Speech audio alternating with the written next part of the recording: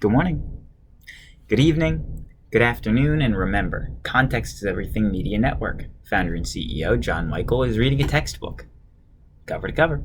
Today, Chapter 24, Expansion of the United States.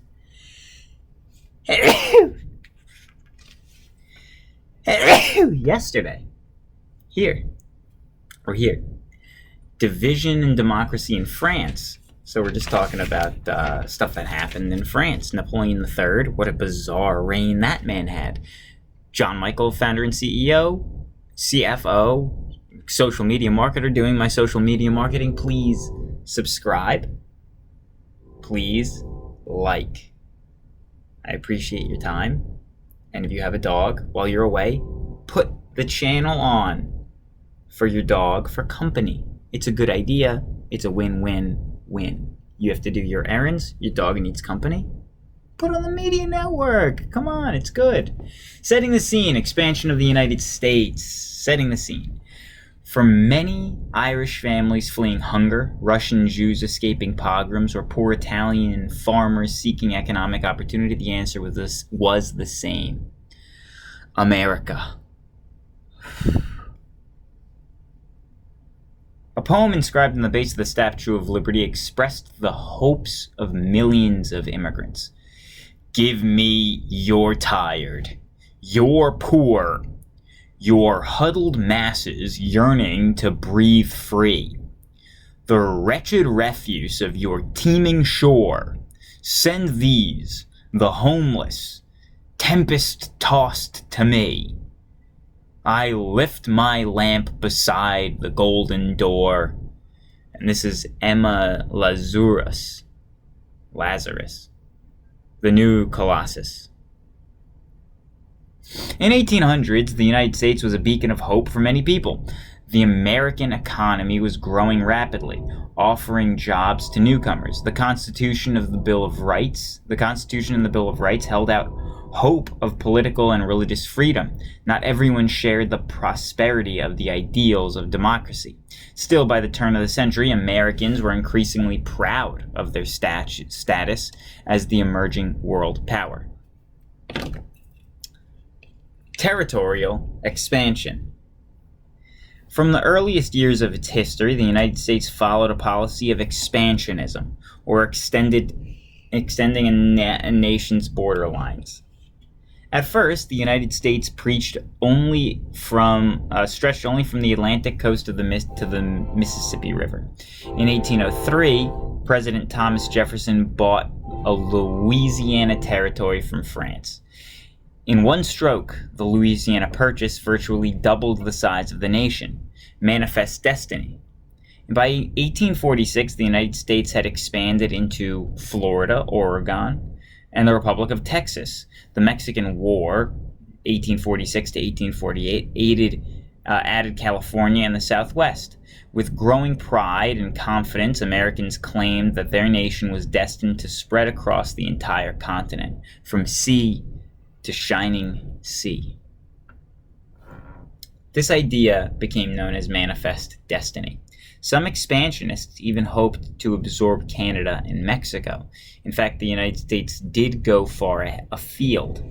In 1867, it brought Alaska from Russia, and in 1898 annexed Hawaii, the Hawaiian Islands, settling the West. During the 1800s, settlers flocked to newly acquired western lands. The discovery of gold in California drew floods of Easterners. Still others, like Mormons, sought place to practice their religion freely. Still others headed west in the spirit of adventure. The waves of settlers brought tragedy to Native Americans. Following pattern that began in the colonial days, newcomers pushed the Indians off of their lands.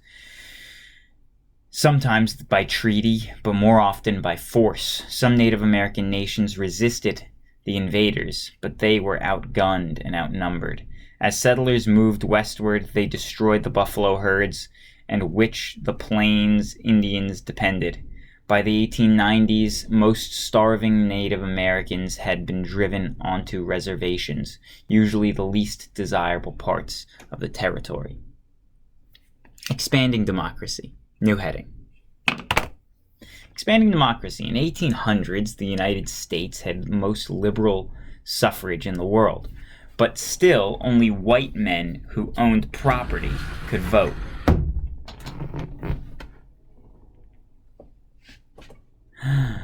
States slowly chipped away at requirements. By the 1830s, most white men had the right to vote. Democracy was far from complete, however. Women, Native Americans, and free blacks had no vote. Enslaved African Americans had no rights at all. By the mid-century, reformers were campaigning for many changes. Mid-century, mid-19th century. Others called for bitter treatment of the mentally ill, or better treatment of the mentally ill. Others called for better treatment of mentally ill, or pushed for free elementary schools. Two crusades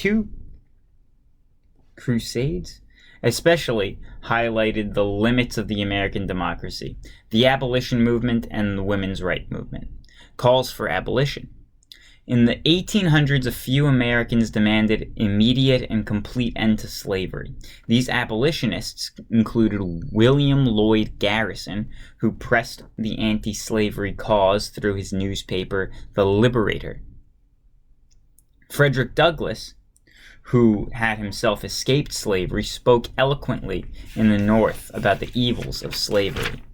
A nice visual that you can see if you're in Disney is a Frederick Douglass and Abraham Lincoln.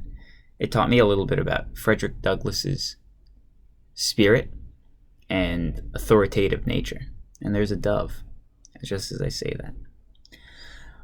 By the 1850s, the battle over slavery intensified. New states entered the Union. Pro-slavery and anti-slavery forces met in violent confrontation to decide whether slavery would be legal in the new state. Harriet Beecher Stowe's novel, Uncle Tom's Cabin, helped convince many Northerners that slavery was a great social evil. Women's rights movement. Women worked hard in the anti-slavery movement. Lucretta Mott and Elizabeth Cady Stanton traveled to London for the World's Anti-Slavery Convention, only to find that they were forbidden to speak because they were women. Gradually, women began to protest the laws and customs that limited their Gradually, American women began to protest the laws and customs that limited their lives. In the 1848, at Seneca Falls, New York, Mott and Stanton organized the first women's rights convention. The convention passed a resolution based on the Declaration of Independence. It began, "We hold these truths to be self-evident." I should stop doing the British accent. "We hold these truths to be self-evident, that all men and women are created equal. The women's rights movement set its goal equality before the law. The women's rights movement set as its goal equity before the law. In the workplace, in education, and women also demanded the vote." The Civil War and its aftermath. I would think that there's going to be much more about this later on in this book, but this is a heading. The Civil War and its aftermath. Economic differences as well as slavery issues drove the North and South apart. The division reached a crisis in 1860 when Abraham Lincoln was elected president. Lincoln opposed extending slavery into new territories. Southerners feared that he would eventually abolish slavery altogether, and that federal government would infringe on their states' rights. North versus South. Soon after Lincoln's election, most Southern states seceded or withdrew from the Union and formed the Confederate States of America. This action sparked the Civil War. From 1861 to 1865, the agonizing ordeal divided families as well as a nation. The South had fewer resources, people, and industry than the North. Still, Southerners fought fiercely to defend their cause. They won many early victories. At one point, Confederate armies under General Robert E. Lee drove northward as far as Gettysburg, Pennsylvania. In a bloody 3-day battle, the Union Army turned back the Southern advance for good. In the last year of the war, General Ulysses S. Grant used the massive resources of the North to launch a full-scale offensive against the South. The Confederacy finally surrendered in 1865. The struggle cost more than 600,000 lives, the largest casualty figures in any American war. Although the war left a bitter legacy, it did guarantee the nation would remain united. Challenges for African Americans. During the war, Lincoln declared that enslaved African Americans in the South were free. After the war, 3 amendments to the Constitution banned slavery throughout the country and granted political rights to African Americans. Under the 15th Amendment, African American men won the right to vote.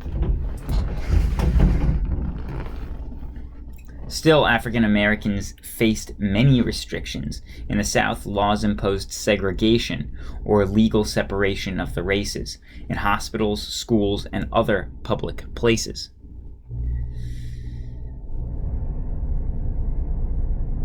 Other laws bypassed the 15th Amendment to prevent African Americans from voting.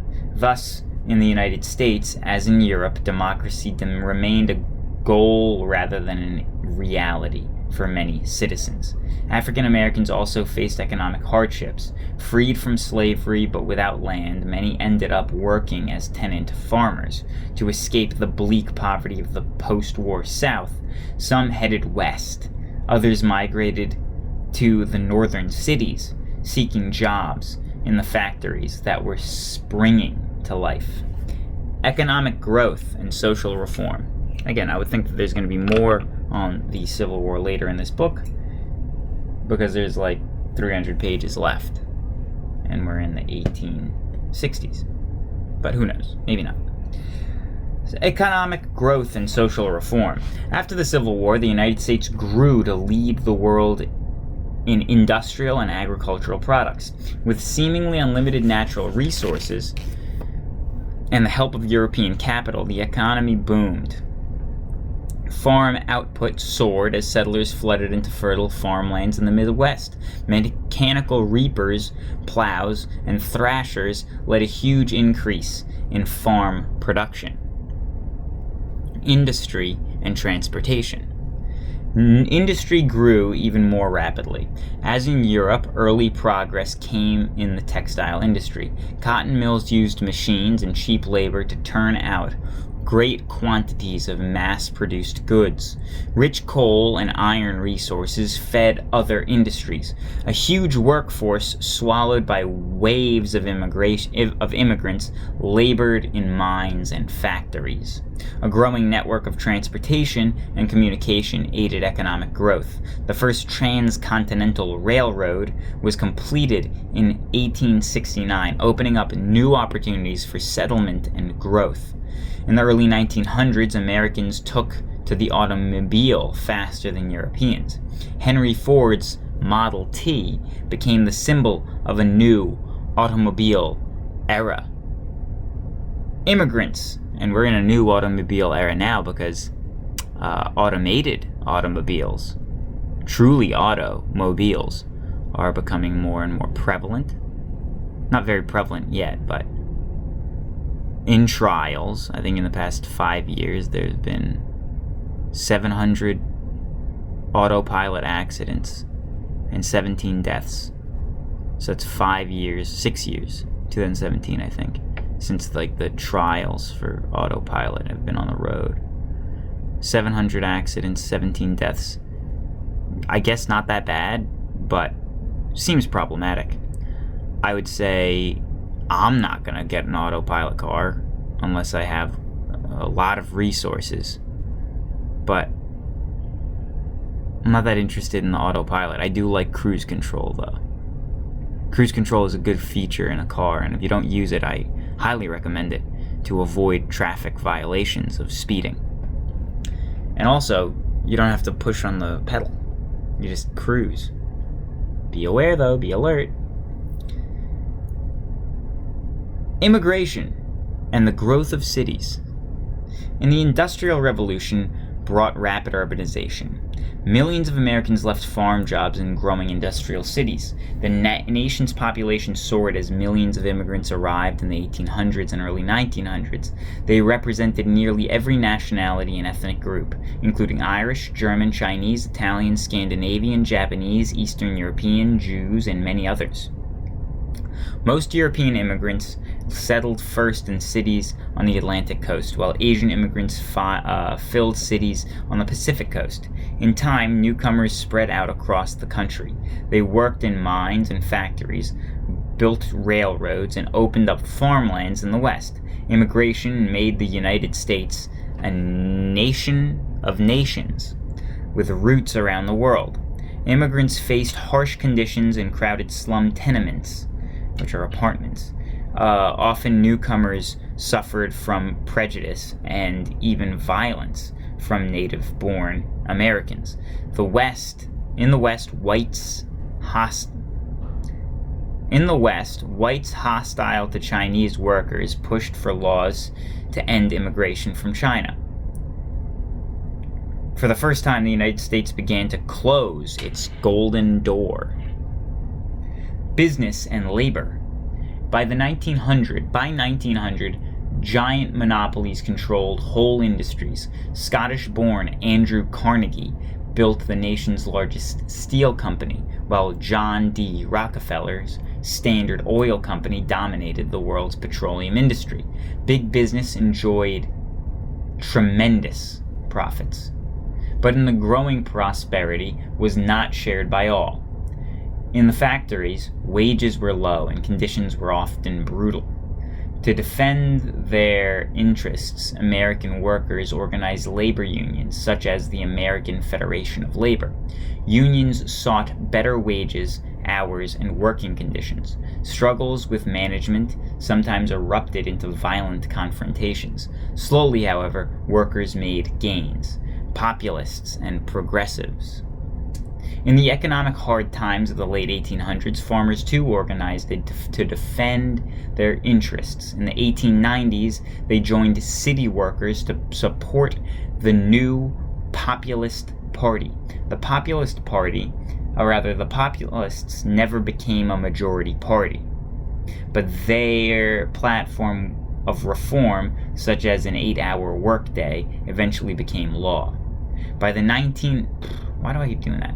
1900, reformers, known as progressives, again pressed for change. They sought laws to ban child labor, limit working hours, regulate monopolies, and give voters more power. Another goal of the progressives was votes for women.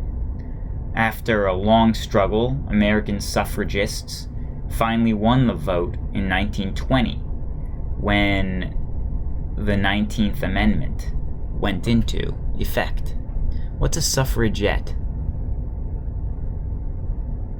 Looking ahead, and this is the end of our time today. Thank you. Thank you for being here. I appreciate your time and attention. By the 1900s, the United States was the world's largest democracy and its leading industrial giant.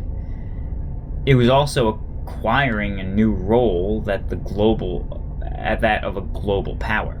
In the Spanish-American War in 1898, the United States acquired overseas territories including the Philippines, Guam, and Puerto Rico. The United States acquired overseas territories including the Philippines? I didn't know that. I didn't know that at all. The United States... I didn't know that. I still don't know that. I don't think that's true. Maybe it is. How am I supposed to know? It says it here in the textbook, 2001, copyright. Many Americans wanted to maintain their tradition of isolationism or limited involvement in world affairs. This tradition dated back to George Washington, who had advised Americans to steer clear of permanent alliances with other nations. Expansionists, however, urged the nation to pursue global economic and military interests. Whether they will or no, Americans must now begin to look outward, wrote influential expansionist Alfred T. Mahan, probably a bad man. The growing production of the country demands it. Definitely a bad man. Alfred T. Mahan, you probably are bad. But somebody else would have done it anyway, so what are you going to do? In 1914, rivalries among European nations exploded into war. Although, oh no! It broke. What a shame. Americans sought to stay out of conflict in World War I, would eventually force the United States to take an even greater role on the world stage. I hope you all have a wonderful day. Enjoy the weather. And I need to get some tape. Goodbye. God bless.